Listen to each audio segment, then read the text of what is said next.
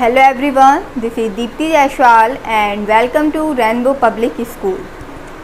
So today's topics are laws of motion for class 11 physics. Okay, and today's keywords are friction, static friction, limiting friction, kinetic or sliding friction or rolling friction. Okay, so very first topic is friction.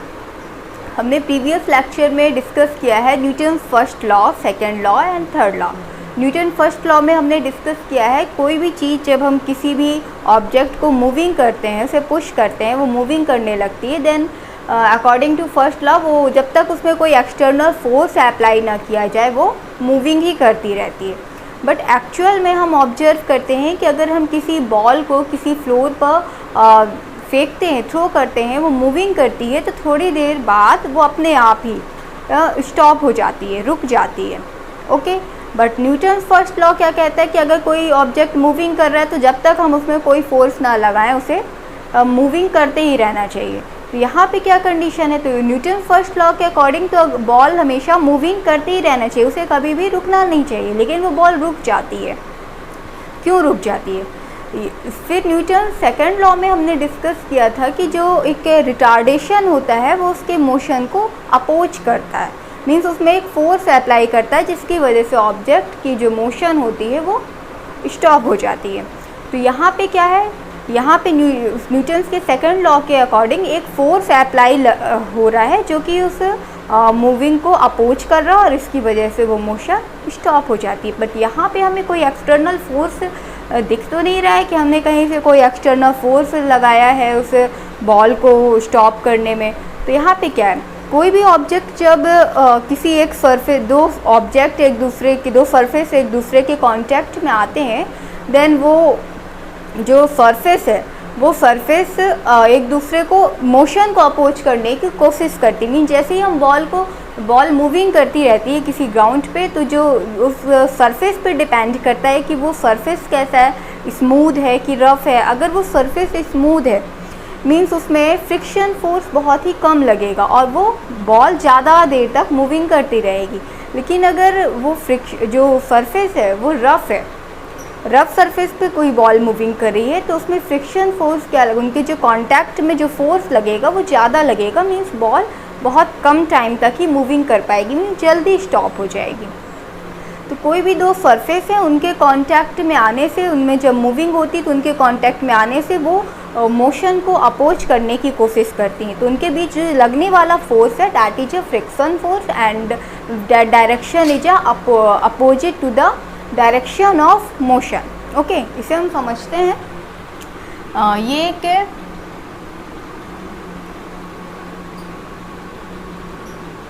Object रखा हुआ है and ये एक second surface है. ये एक table है and इस टेबल में ये एक ऑब्जेक्ट रखा हुआ है. ओके, सबसे पहले हमने इसमें एक फोर्स अप्लाई किया और फोर्स अप्लाई किया जिसकी वजह से ये हमने इस डायरेक्शन में इस तरह से इसे पुश किया और इसमें फोर्स अप्लाई किया जिससे ये आगे की डायरेक्शन में मूविंग करने लगी. ओके, अब हमने क्या पढ़ा, ये दोनों सरफेस जैसे एक दूसरे के कांटेक्ट में आएंगी, ये एक दूसरे पर एक फोर्स अप्लाई करेंगी जो कि उसकी मोशन को अपोज करने की कोशिश करेगा. मीन्स और इस जो फोर्स है that is a frictional force and direction of frictional force is oppose to the direction of motion. तो जिस भी डायरेक्शन में मोशन होगी उसके ठीक अपोजिट डायरेक्शन में ये फ्रिक्शनल फोर्स लगेगा. तो ये होता है फ्रिक्शन फोर्स. इसी तरह से अगर हम इस तरह से, ये हमारा ऑब्जेक्ट है और ये टेबल पे रखा हुआ है, अगर हम इस डायरेक्शन में इसमें फोर्स अप्लाई करते हैं मीन्स यहाँ से हम इसे पुश करते हैं और ये इस डायरेक्शन में मोशन कर रहा है, देन इन दोनों की इसकी दो जो कॉन्टैक्ट सरफेस है मीन्स ये पार्ट, इस पार्ट में एक पार्ट एक फोर्स अप्लाई करेगा जिसकी डायरेक्शन होगी opposite to the motion of the object. So this is the frictional force और ओनली फ्रिक्शन. ओके, अब ये इनके बीच में कितना फोर्स लगेगा, कितना फ्रिक्शन लगेगा, ये डिपेंड्स करता है सरफेस की स्मूथनेस पर और सरफेस की रफनेस पर. अगर ये दो सरफेस हैं, ये इसमें इस तरह से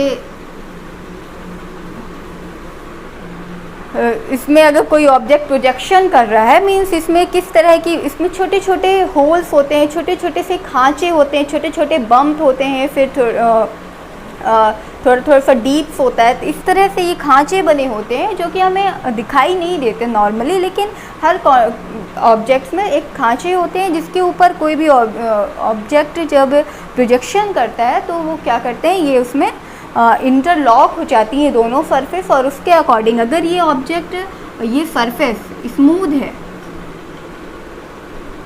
मीन्स जो हम इसमें ऑब्जेक्ट मोशन कर रहा है वो ज़्यादा देर तक उसमें मोशन कर पाएगा। क्यों? क्योंकि इसमें स्मूथ होने की वजह से उसमें फ्रिक्शन फोर्स लेस हो जाएगा, फ्रिक्शन लेस हो जाएगा।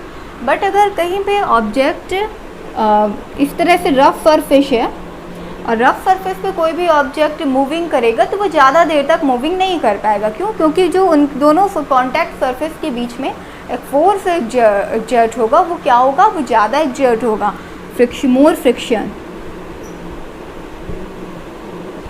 मोर फ्रिक्शन की वजह से जो फोर्स है वो भी ज़्यादा लगेगा और इसकी वजह से जो मोशन है वो जल्दी अपोज करेगा उसे और वो ऑब्जेक्ट जल्दी स्टॉप हो जाएगा। ओके, तो ये है फ्रिक्शन। आफ्टर दैट या स्टैटिक फ्रिक्शन। स्टैटिक फ्रिक्शन क्या है? जब कोई भी दो ऑब्जेक्ट किसी कांटेक्ट, कोई दो सरफेस किसी कांटेक्ट में रहती हैं, देन हम, ये एक ऑब्जेक्ट है, ये सेकंड सरफेस के कांटेक्ट में है, देन एक हम इसमें यह भी क्या है, स्टेशनरी स्टेज में, मीन्स हम इसमें कोई भी एक्सटर्नल फोर्स अप्लाई नहीं करें। बट जैसे ही हम इसमें एक फोर्स अप्लाई करते हैं, फिर लो अमाउंट ऑफ फोर्स अप्लाई करते हैं, तो क्या होगा, ये अगर हम इसमें लो अमाउंट ऑफ फोर्स अप्लाई करेंगे और फिर भी ये स्टेशनरी स्टेज में। ओके, क्या है यहाँ पे, ये एक ऑब्जेक्ट है, ये एक सरफेस है, फर्स्ट सरफेस, एंड इसके ऊपर एक ये सेकेंड सरफेस रखी है। हमने इसमें फोर्स अप्लाई किया है, बट कैसा फोर्स अप्लाई किया है, लो amount of force. Okay, but low amount of force apply करने की इतना हमने लो अप्लाई किया है कि ये फिर स्टेशनरी स्टेज में ही बना हुआ है। Okay, stationary. तो ऐसी कंडीशन जब हम low amount of force apply करते हैं उसके बाद भी वो ऑब्जेक्ट स्टेशनरी स्टेज में ही बना रहता है, तो ऐसी कंडीशन में भी उसमें एक फ्रिक्शनल फोर्स लगता है जो कि अप्लाइड फोर्स की, एक्सटर्नल अप्लाइड फोर्स की अपोजिट डायरेक्शन में होता है। हमने इस डायरेक्शन में एक फोर्स अप्लाई किया था, बट अप्लाई ये लो अमाउंट था, इस वजह से ये स्टेशनरी में ही बना, स्टेज में ही बना हुआ है ऑब्जेक्ट। बट इसमें दोनों सरफेस के बीच में इस फोर्स को अपोज करने के लिए एक फ्रिक्शनल फोर्स एक्ट करने लगेगा, एंड जिसकी डायरेक्शन क्या होगी, अपोजिट होगी इस फोर्स के। ओके, तो this frictional force is called a static friction. Static friction. अब जैसे जैसे हम इसमें अप्लाइड फोर्स, ये ऑब्जेक्ट है, हम इसमें फोर्स बढ़ाते जाएंगे तो ये क्या होता जाएगा, स्टैटिक फ्रिक्शन भी इंक्रीज होता जाएगा। हम यहाँ पे फोर्स, जितना ज़्यादा फोर्स को पुश करेंगे, जितना ज़्यादा हम अमाउंट फोर्स का इंक्रीज करेंगे, वैसे वैसे ही स्टैटिक फ्रिक्शन भी इंक्रीज होता जाएगा। और ये कब तक इंक्रीज होगा, एक लिमिट तक ही इंक्रीज होगा, और एक ऐसी कंडीशन आएगी कि हम फोर्स बढ़ाते जाएंगे और उसके बाद ये अपनी इंक्रीज होने की लिमिट को क्रॉस कर जाएगा, और लिमिट को क्रॉस करने के बाद क्या होगा, ऑब्जेक्ट स्लाइड होना स्टार्ट हो जाएगा। तो लिमिटिंग फ्रिक्शन क्या है, जैसे एक ऐसी कंडीशन जिसमें हम ऑब्जेक्ट को इतना ज़्यादा मैक्सिमम स्टैटिक फ्रिक्शन की लिमिट क्रॉस होने के बाद जैसे ही ऑब्जेक्ट स्लाइड होना स्टार्ट हो जाता है, that is a limiting friction. Okay, तो लिमिटिंग फ्रिक्शन क्या है, स्टैटिक फ्रिक्शन का ही एक maximum state of maximum static friction, maximum static friction. Okay, is a limiting friction means एक ऐसी स्टेज जिसमें हम फोर्स अप्लाई करना, फोर्स ऑफ अमाउंट इंक्रीज करते जाते हैं और जिससे कि स्टैटिक फ्रिक्शन भी अपनी मैक्सिमम स्टेज पे पहुंच जाता है और मैक्सिमम स्टेज की लिमिट को क्रॉस करने, जैसे ही वो क्रॉस करता है ऑब्जेक्ट स्लाइड करना स्टार्ट कर देता है। So that is a limiting friction means अपनी लिमिट को क्रॉस कर जाता है। किसकी लिमिट, मैक्सिमम क्या है उसकी, स्टैटिक फ्रिक्शन की लिमिट तक पहुंच जाता है, तो दैट इज अ लिमिट को क्रॉस कर जाता है। So that is a limiting friction. Okay, next kinetic और sliding friction. Okay, kinetic friction क्या है, जैसे ही कोई ऑब्जेक्ट स्लाइडिंग करना स्टार्ट कर देता है। स्लाइडिंग करना कब स्टार्ट करता है, जब वो मैक्सिमम स्टैटिक फ्रिक्शन की लिमिट को क्रॉस करता है, और मैक्सिमम स्टैटिक फ्रिक्शन लिमिट को क्रॉस करना मीन लिमिटिंग फ्रिक्शन की स्टेज में पहुंच जाता है। लिमिटिंग फ्रिक्शन में क्या होता है, स्लाइडिंग स्टार्ट हो जाती है, देन क्रॉस करने पे स्लाइडिंग स्टार्ट हो जाती है। तो काइनेटिक फ्रिक्शन के जैसे ही कोई ऑब्जेक्ट स्लाइडिंग करना स्टार्ट कर देता है, देन दोनों सरफेस के बीच में वो अपने स्लाइडिंग को एक यूनिफॉर्म मोशन में बनाए रखने के लिए एक फोर्स को मेंटेन करता है। That force is a kinetic और स्लाइडिंग फ्रिक्शन मीन्स उसे स्लाइडिंग करने के लिए जितना अमाउंट ऑफ फोर्स की रिक्वायरमेंट होती है एक यूनिफॉर्म मोशन में स्लाइडिंग करने के लिए, जितना भी रिक्वायर्ड फोर्स है, दैट इज अ काइनेटिक और sliding friction means in another word force required to slide is called the sliding friction force of sliding friction.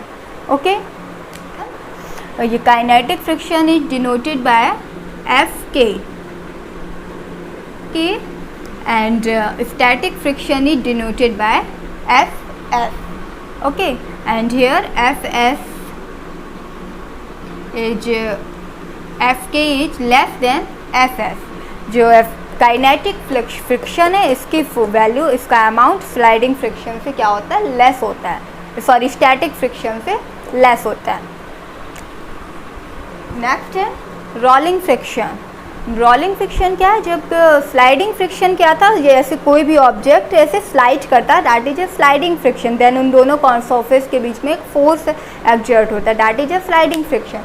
But rolling friction, जब कोई भी ऑब्जेक्ट किसी अनदर ऑब्जेक्ट के ऊपर rolling करता हो, दैट इज अ रोलिंग करता है, देन उन दोनों सरफेस के बीच में एक फोर्स है, फ्रिक्शन फोर्स एक्सर्ट होता है, प्रोड्यूस होता है, that friction force is called rolling friction. Okay, so here rolling friction is denoted by Fr।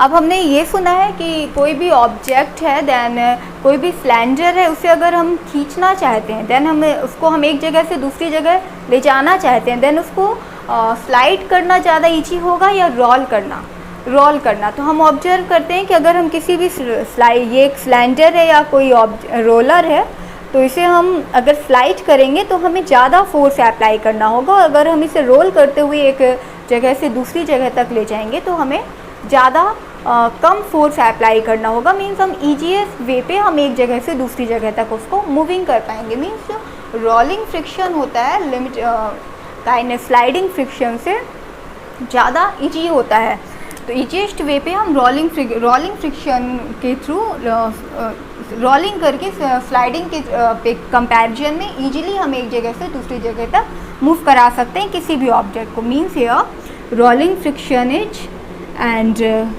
kinetic friction and static friction. So rolling friction is less than kinetic friction and kinetic friction is less than static friction. This is the relation between rolling friction, kinetic friction and static friction. Okay, so now we discuss what is the difference between sliding friction and rolling friction. So very first difference is that in sliding friction an object is slide to another, first surface is slide to another surface like this. Okay, but in rolling friction first surface is roll to another surface. Okay, first में हम क्या करते हैं, कोई भी object only slide करता है, and second rolling friction में क्या होता है, कोई भी ऑब्जेक्ट दूसरे ऑब्जेक्ट के ऊपर रोलिंग करता है। This is the main difference between sliding and rolling. Okay, second main difference क्या है? स्लाइडिंग फ्रिक्शन में हम ऑब्जर्व करते हैं, ये हमारे पास एक ऑब्जेक्ट है, ये स्लाइड कर रहा है। जब ये स्लाइड करेगा हम क्या देखते हैं कि इसका केवल एक ही पार्ट है, केवल ये पार्ट ही है जो सेकेंड सरफेस के कांटेक्ट में आता है। ओनली एक ही पार्ट ही बार बार सेकेंड सरफेस के कांटेक्ट में आता है। बट जब कोई ऑब्जेक्ट रोल करता है, ये रोल करता है, देन क्या होता है, इसका डिफरेंट पार्ट्स सेकेंड सरफेस के कांटेक्ट में आते हैं। ओके, एंड स्लाइडिंग और kinetic friction is more than the rolling friction, and rolling friction is less than the kinetic or sliding friction. Okay, तो आई होप इतना आपको समझ में आ गया। ये फ्रिक्शन क्या था, स्टैटिक फ्रिक्शन क्या है, लिमिटिंग फ्रिक्शन क्या है, काइनेटिक है, रोलिंग क्या है। तो फ्रिक्शन क्या है ये हमने डिस्कस कर लिया। अब इसके कुछ एडवांटेज भी हैं हमारी एवरीडे लाइफ में और कुछ डिसएडवांटेज भी हैं। तो सबसे पहले हम इसके क्या एडवांटेज है इस पर डिस्कस करते हैं। एडवांटेज क्या, हम एक जगह से दूसरी जगह तक मूविंग करते हैं, मीन्स हम मोशन फ्रिक्शन की वजह से ही कर पा रहे हैं। अगर फ्रिक्शन ग्राउंड है और हमारे फीट एंड ग्राउंड के बीच में फ्रिक्शन ना हो, देन हम स्लिप कर जाएंगे। ओके, इसी तरह से जो हमारे शूज हैं उसमें क्या कुछ रफ़ सरफेस होती है, जो उसके सोल्स होते हैं वो रफ़ सरफेस के बनाए जाते हैं ताकि हमारे फीट एंड ग्राउंड के बीच में एक फ्रिक्शन क्रिएट हो पाए और जिससे हम मोशन कर पाए।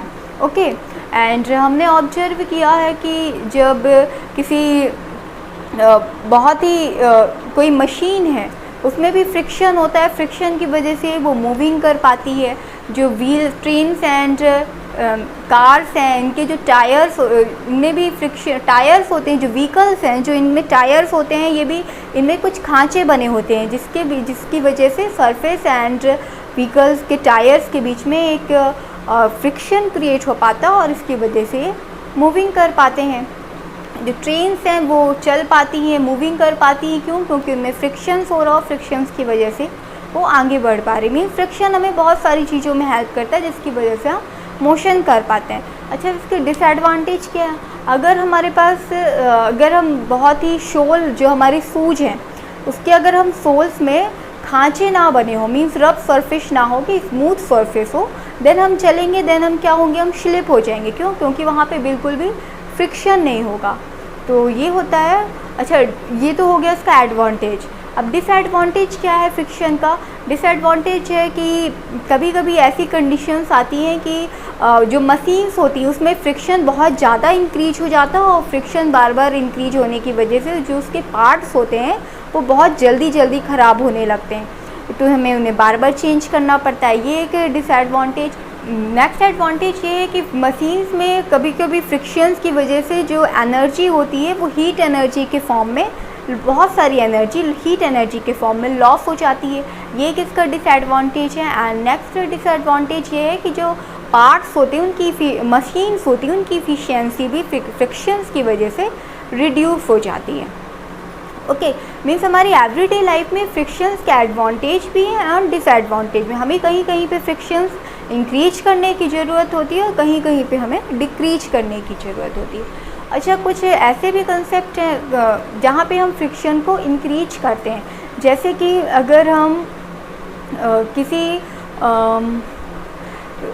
किसी अगर स्मूथ सरफेस है वहाँ पे हम चलने की कोशिश कर रहे हैं, देन हम वहाँ पे क्या करते हैं, या तो हम उसमें सूखी मिट्टी डालते हैं या फिर एक सैंड डालते हैं ताकि वहाँ पे एक फ्रिक्शन क्रिएट हो पाए और हम उसमें मूविंग कर पाए।